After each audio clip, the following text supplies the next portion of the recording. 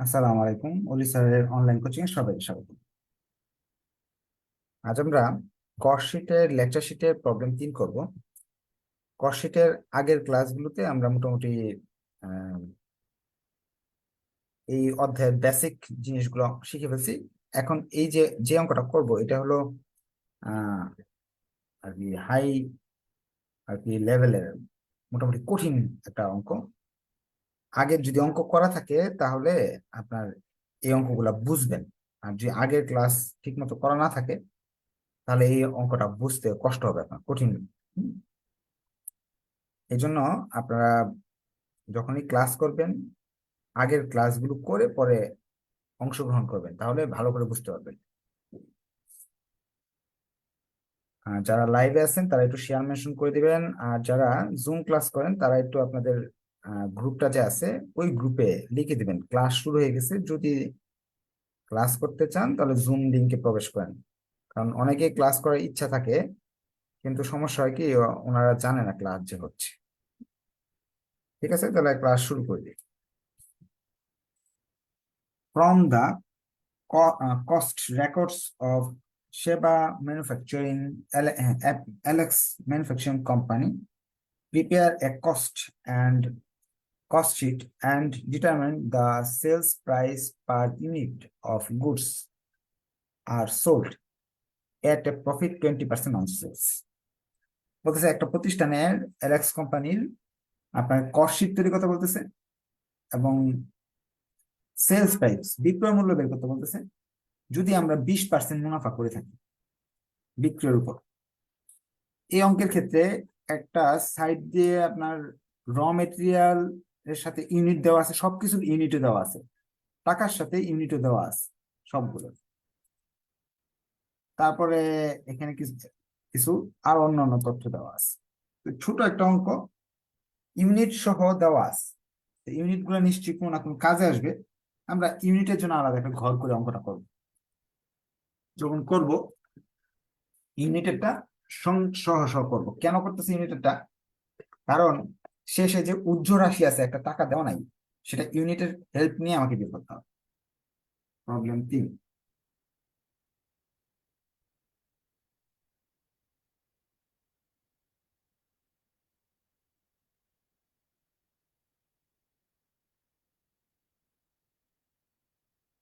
প্রথমে হলো র মেটেরিয়াল। আমরা দেখি ওপেনিং 1 তারিখ, যেটা ওপেনিং র মেটেরিয়াল বা বিগিনিং র মেটেরিয়াল। প্রশ্ন দেওয়া আছে 1500 ইউনিট, টাকা দেওয়া আছে 15,000। আবার যাই একটু দেখে আসি। র মেটেরিয়াল 1 তারিখ, 1500 ইউনিট 1 তারিখ দিয়ে, তাহলে বুঝতে সুবিধা হবে। 1/1/2015। পারচেসটা যোগ করবেন এবং ইন্ডিং র মেটেরিয়াল বাদ দিতে হবে আমার। ইউনিট সহ লিখবো। পারচেস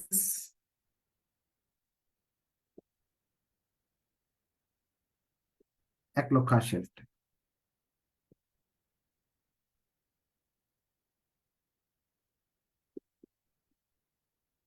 এটা থেকে আমরা ইন্ডিং র মেটেরিয়াল বাদ দিয়ে দেবো। 31/12/2015।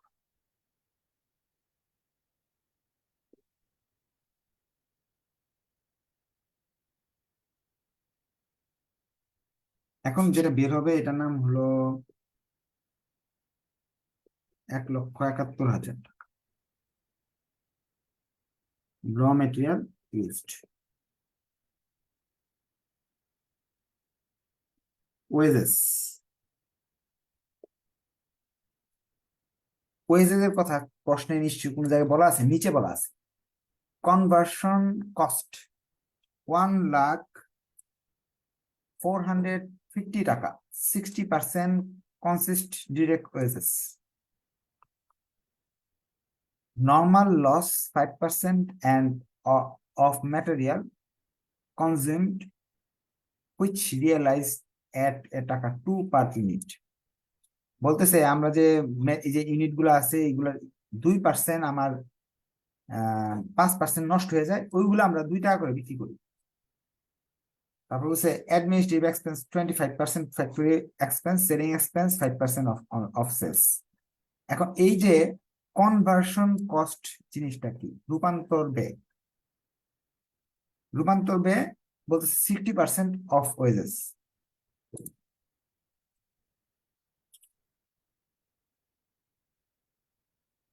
ষাট পার্সেন্ট সরাসরি বলে দিছে, 60% বের করে ফেলি।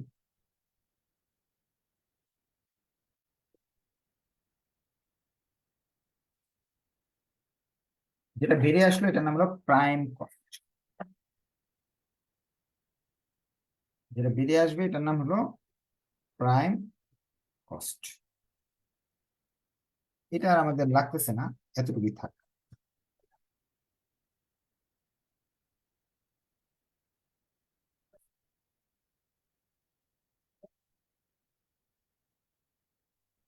এখন এটার সাথে ফ্যাক্টরি ওভারহেড যোগ করব। রূপান্তর ব্যয় কি, জিনিসটা পরিবর্তন করতে যে খরচ হয়, যেমন মাল ছিল একটা, ধরেন ম্যাটেরিয়াল একটা জিনিস ছিল, ধরেন কাপড়। কাপড়টাকে জামা বানাতে হলে কি লাগছে, মানুষের শ্রম দিতে হয়েছে, লেবার দিতে হয়েছে, এবং ওভারহেড, বিভিন্ন ওভারহেড লাগছে, ফ্যাক্টরি বিভিন্ন মাল সামাল লাগছে। সেটার বিনিময়ে আমাদের এটাকে কাপড়টার রূপান্তর হয়ে গেছে। কাপড়টা কিতে রূপান্তর হয়েছে, জামাতে রূপান্তর হয়েছে, 40% বের করবো।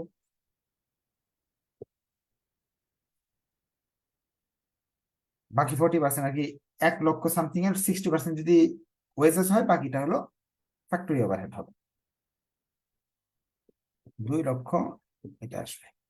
আমরা জানি স্ক্র্যাপড, সেলস অফ স্ক্র্যাপড, এটা বাদ দিতে হয়, সেলস অফ স্ক্র্যাপ, এটা বাদ দিতে হয়। স্ক্র্যাপের মূল্য কত, যেই মালগুলা আমাদের র মেটেরিয়াল ইউজ আছে, এটা 5% নষ্ট হয়ে যায়, সেগুলো আমরা 2 টাকা করে বিক্রি করি।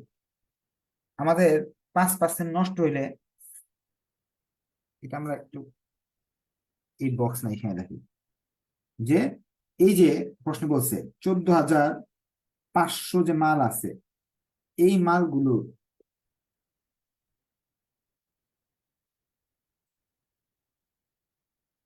এই মালগুলো 5% নষ্ট হয়। 5% নষ্ট হইলে 725 টাকা, 25টা ইউনিট। এই 725টা ইউনিট 2 টাকা করে আমরা বিক্রি করে দিই ভাঙাই দোকানে, 1450 টাকা আমাদের পকেটে আসে, খরচ কিছু কমে যায়। এই 5% নষ্ট হতে আমার থাকলো হলো 13,755। এটার নাম হলো ওয়ার্ক ফ্যাক্টরি কস্ট বা ওয়ার্কস কস্ট।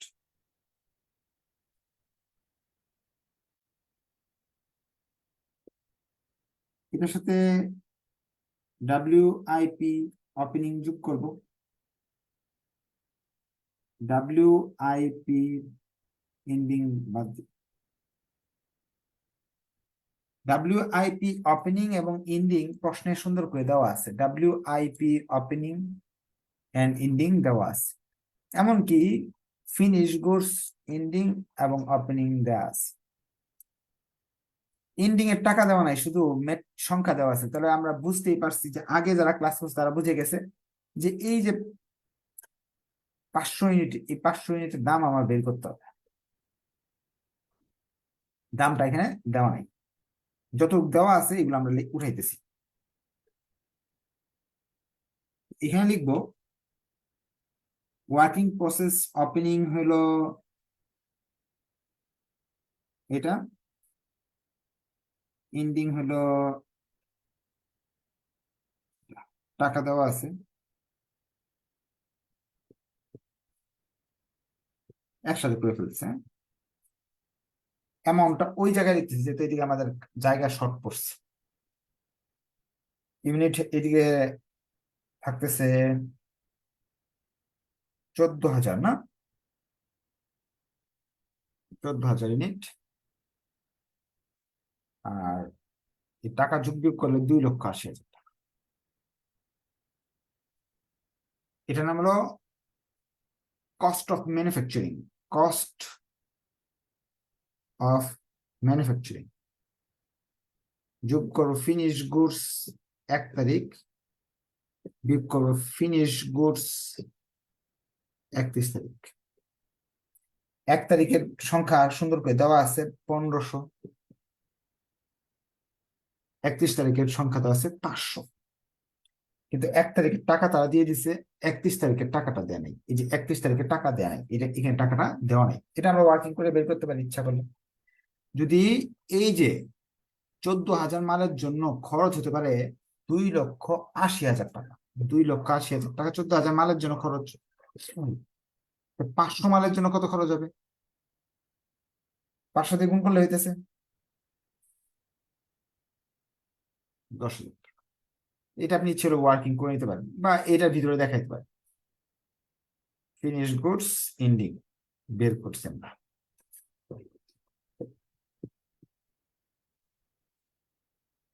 এখন কস্ট অফ গুডস সোল্ড এখানে আসে 15,000, এখানে আসতেছে 3,03,000, 3,00,000 ফিনিশ গুডস এর টাকাটা আমি ভুল লিখছি না, 33,000 টাকা।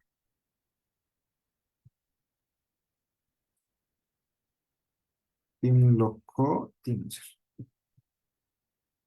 এটার নাম হলো cost of goods sold.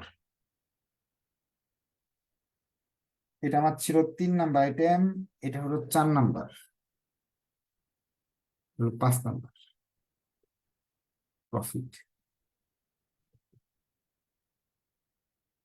Cost এখানে যদি আমাদের সেলিং অ্যাডমিনিস্ট্রেটিভ এক্সপেন্স তো রয়ে গেছে, অ্যাডমিনিস্ট্রেটিভ এন্ড সেলিং এক্সপেন্স।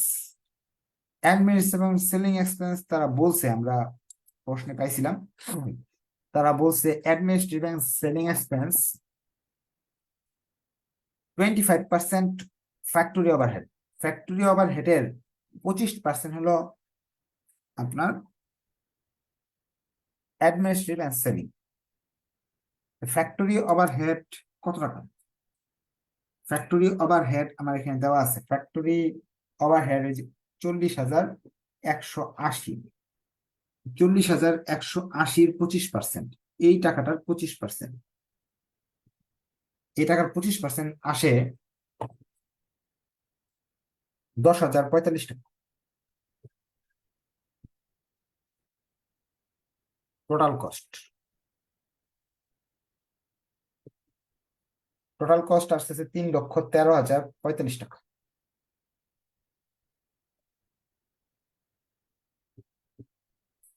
এর যদি প্রফিট এখন যোগ করতে হবে, প্রফিট কোথায় পাবো? প্রফিট তারা বলছে বিক্রয় মূল্যের উপর 20%, বিক্রয় মূল্যের উপর 20%, বিক্রয় মূল্য দেওয়া নাই। প্রফিট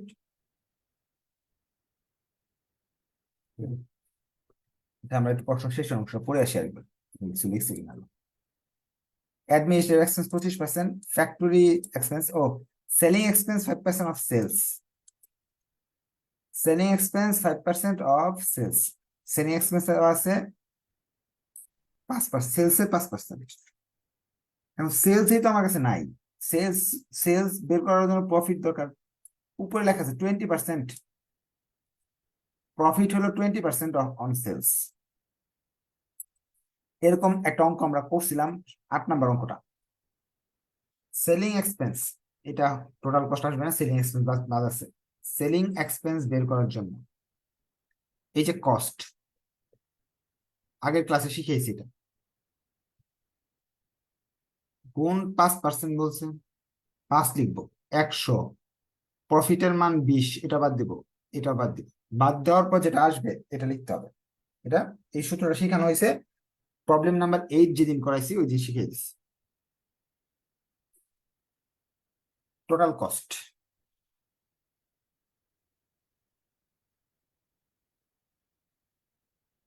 $3,33,915, 3,33,915, এটার সাথে প্রফিট যোগ করবো। প্রফিট বলছে সেলস এর 20%, সেলস তো নাই, তাহলে এই টাকা, সেল যেহেতু নাই, এই টাকার উপর 20 দিয়ে গুণ করব, 100 থেকে 20 বাদ দিব, 83,489, 83,479 যোগ করলাম সেলস 4,17,394, শেষ অঙ্ক। আপনাদের যদি কোনো কোয়েশ্চেন থাকে, এইখানে নতুন কিছুই নাই, নতুন কিচ্ছু নাই, সব পুরাতন আলোচনা। এই অঙ্কটা আমি সাধারণত করাই না, কারণ সব পুরাতন, নতুন কিছুই নেই এখানে শেখানো। তারপর যদি কারো কোনো কোশ্চেন থাকে, হাত উঠিয়ে কোয়েশ্চেন করতে পারেন যে স্যার এটা বুঝি নাই, সেটা বুঝি নাই, একটু বুঝাই দেন। আমরা এই চ্যাপ্টারের আরো 2টা ক্লাস করবো, সলভ ক্লাস, আরো 2টা সলভ ক্লাস করব। আপনারা ওই সলভ ক্লাসগুলোতে আপনার বই থেকে অঙ্ক খুঁজে বের করবেন, সেই অঙ্কগুলো আমাকে বলবেন যে স্যার এই অঙ্ক, এই অঙ্ক, এই অঙ্ক আমি বুঝি নাই, আমাকে বুঝাই দেন। আগামী ক্লাস থেকে সলভ ক্লাস শুরু হবে। বলেন কোয়েশ্চেন কি বলেন, অঙ্কে এই অঙ্ক নিয়ে কোনো কোয়েশ্চেন থাকলে বলতে পারেন।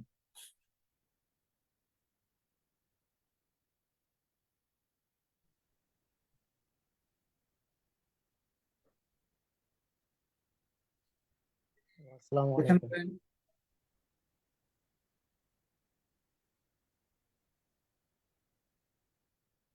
কোয়েশ্চেন করেন। আসসালামু আলাইকুম স্যার, আজকে আমি হ্যাঁ, নতুন ওয়ালাইকুম ভর্তি আসসালাম। হয়েছে এই ক্ষেত্রে। এখন আমি পূর্বের ক্লাসগুলা কিভাবে বুঝতে পেতে পারি? আজকে যে ক্লাসটি করছি এই ক্লাসটি বুঝি নাই, আজকে নতুন আমি ভর্তি হয়েছি। আচ্ছা, আপনি যদি নতুন হয়ে থাকেন তাহলে তো এই ক্লাসটা বুঝবেন না, কারণ কি এটার ক্লাস হয়েছে আরো 7টা। মেসেঞ্জার গ্রুপে যখন আপনাকে অ্যাড করা হয়েছে, ওই মেসেঞ্জার গ্রুপে আপনি দেখেন প্রতিদিন রাতের বেলা বা ভোরবেলা আপনাকে একটা মেসেজ দেওয়া হয় যে আজকে এই ক্লাসটা হবে, এই ক্লাসটা করার জন্য আগের 5টা 6টা 7টা করে নিতে হবে। এখন আগের ক্লাসগুলো না করা থাকলে তাহলে এই সিকোয়েন্সটা মনে থাকবে না। এটা কিন্তু সিরিয়াল, এই শীটটা দেওয়া আছে যে এই আইটেম, এটার পর এটা আসবে, এই যে এখানে দেওয়া আছে। আমি কিন্তু এটা আন্তাজি বসাই দিইনি একটার পর একটা, ওটা একটা ছক আছে। এখন এই ছকের ক্লাসগুলো কই পাবেন? ওগুলা মেসেঞ্জার গ্রুপে পাবেন। যদি না বুঝেন একটু মেসেঞ্জার গ্রুপে লিখেন যে আমি স্যার খুঁজে পাচ্ছি না ভাই, বা আপনার তো এখানে ক্লাসমেট আছে, ওনাদের বলেন, ওনারাই আগের ক্লাসগুলো দিবে। এই ছক অনুযায়ী আমি অঙ্ক করছি সিরিয়ালি। কস্ট করতে হলে সিরিয়াল আপনার মেনটেন করতে হবে। আর এমন যদি হয় আপনি এই চ্যাপ্টারটা একটু কঠিন লাগতেছে, বা আপনি দেরি করে ভর্তি হয়েছেন, ধরেন 1 তারিখে শুরু হয়েছে, আজকে আপনি 13 তারিখে ভর্তি হয়েছেন, তাহলে এক কাজ করেন, এই চ্যাপ্টারটা বাদ দিয়ে দেন। আমরা যখন নেক্সট উইকে নতুন একটা চ্যাপ্টার নিয়ে আলোচনা করব, তখন ওই চ্যাপ্টারটা নিয়ে আপনি পড়বেন। যেমন ধরেন আমি এরপর যে চ্যাপ্টারটা শুরু করব সিরিয়ালি, ওই চ্যাপ্টারটা আপনি পড়বেন, হ্যাঁ? তাহলে আপনি ভালো করে বুঝতে পারবেন। ঠিক আছে, আপনারা এই ভিডিওটা ভালো করে দেখবেন। আর মার্শাল্লাহ খুব ভালো, এখানে 90 জন প্লাস স্টুডেন্ট জয়েন করছে ক্লাসে, কিন্তু আল্লাহর মতে 2-1 জনের কোয়েশ্চেন ছিল, আর বাকিদের কোয়েশ্চেন নাই, মাত্র 2 জন না 3 জন হাত উঠাইছিল। তা আপনারা ভিডিও দেখেন, যদি না বুঝেন আবার নেক্সট ক্লাস সলভ ক্লাস আছে, সলভ ক্লাসে বলতে পারবেন যে স্যার এটা সমস্যা হয়েছে। তো আজকে এই পাওয়া থাকলো, ধন্যবাদ সবাইকে, আসসালামু আলাইকুম।